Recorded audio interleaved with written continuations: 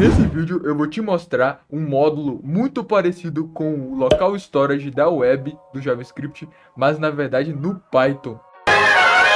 Olá, meu nome é Matheus Apolinário e você está no CodeZone XT. E como eu comentei no início do vídeo, hoje eu vou apresentar para vocês um módulo nativo do Python que funciona muito parecido com o local storage do JavaScript. Ou seja, a gente consegue armazenar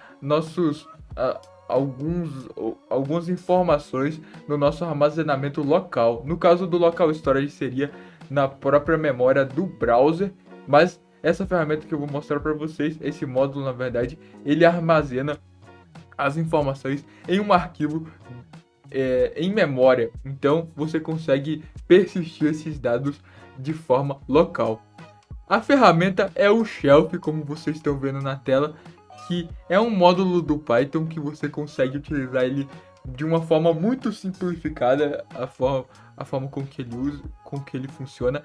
A gente consegue trabalhar com ele como se a gente estivesse trabalhando com um dicionário comum no Python, ou seja, a gente consegue colocar arrays de objetos dentro dele, a gente consegue colocar listas de strings, listas de números, mas eu vou mostrar um pouco mais o funcionamento em breve para vocês, de como utilizar esse armazenamento local na prática, e com dois exemplos reais de uso.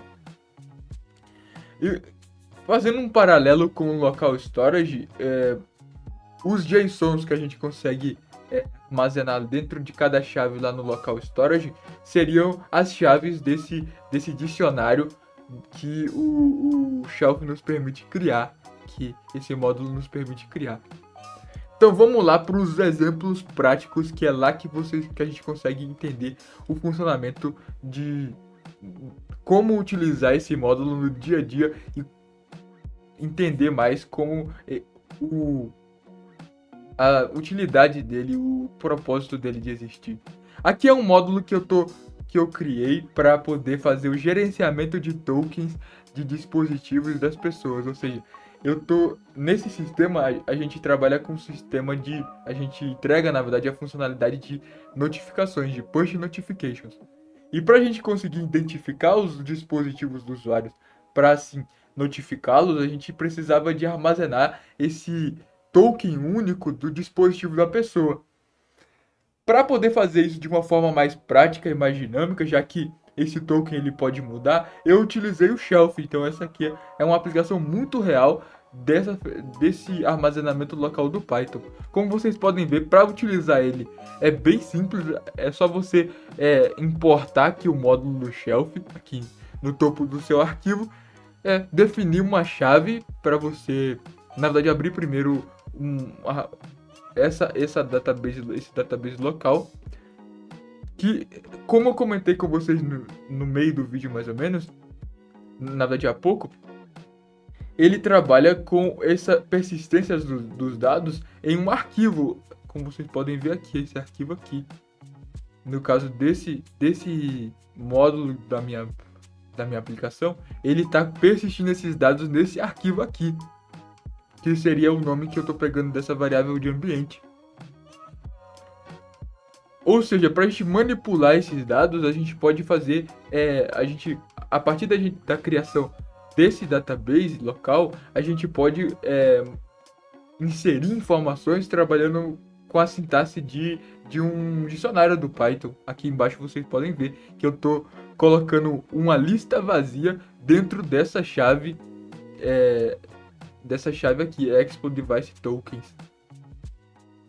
E aqui embaixo que é um outro método dessa minha classe M3 Cloud Messaging, que seria a classe de registrar um novo recipiente, ou seja, um novo ouvinte para essas notificações, onde eu recebo esse token do dispositivo da pessoa e armazeno nessa lista. Como vocês podem ver, a gente consegue também resgatar os dados como um dicionário do Python normal, através da chave que a gente passa aqui entre colchetes. E para a gente acrescentar um novo elemento também bem simples, numa lista, a gente pode trabalhar com a sintaxe de objetos normais, de listas, na verdade, normais, usando o método append e tudo mais. Não perde esses métodos quando a gente resgata aqui do shelf. E pra gente acrescentar, pra gente atualizar, na verdade, essa lista, depois da gente ter feito o append, é só a gente atribuir de novo aquela chave do dicionário para sobrescrever aquele registro anterior. Para remover, a gente pode utilizar o método também das listas no Python normal. E para a gente recuperar, é bem simples também, é só a gente acessar essa chave dentro do dicionário desse database local. Aqui embaixo é umas outras coisas que eu tô...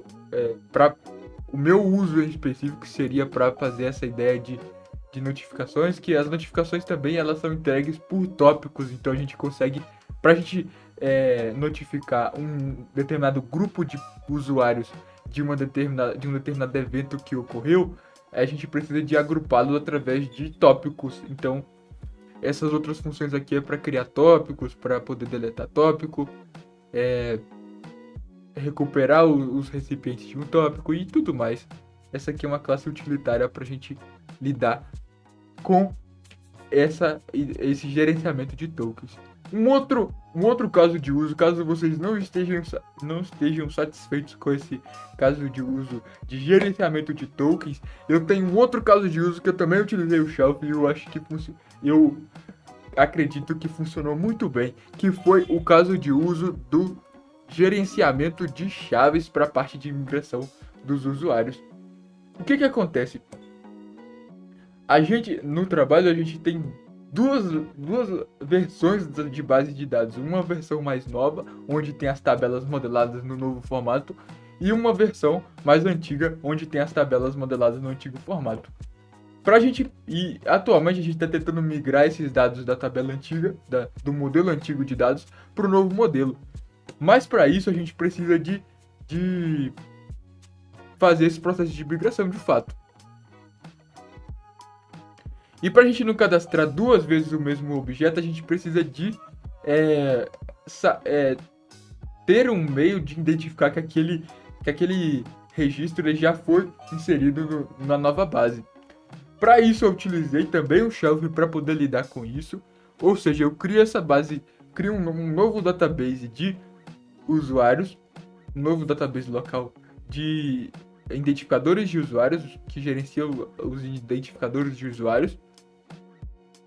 Crio também uma lista vazia e ele funciona muito parecido com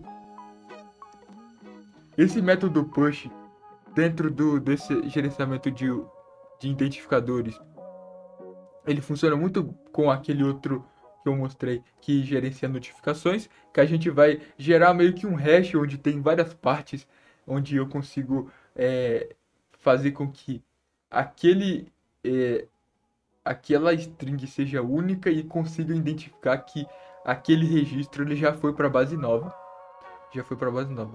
Como que isso funciona na prática? Aqui eu posso mostrar para vocês um exemplo de como que eu utilizo essa classe. Primeiro de tudo, eu coloco o ID da base antiga, o ID da entidade na base antiga. No meio, eu coloco o ID que foi inserido na nova base, o ID da nova base, do registro na nova base. E por último, o nome da entidade, no caso, companies. Essa string aqui, ela identifica que aquele registro ele já foi processado por esse script de migração. Quando a gente consulta esse método aqui, prefix identify exists, e passa esses dois parâmetros, que tanto que é o ID do banco antigo, da entidade do banco antigo, do registro no banco antigo, como o nome da entidade, nesse método aqui eu consigo identificar se aquele registro, através dos segmentos que eu cadastrei, se aquele registro ele já foi para a nova base. Enfim, esse foi o vídeo. Eu achei muito interessante esse módulo que eu não conhecia do Python, mas eu acabei conhecendo por necessidade para poder fazer, para poder resolver esses problemas desses casos de uso que eu mostrei. Então esse foi o vídeo. Fiquem com Deus aí e até a próxima.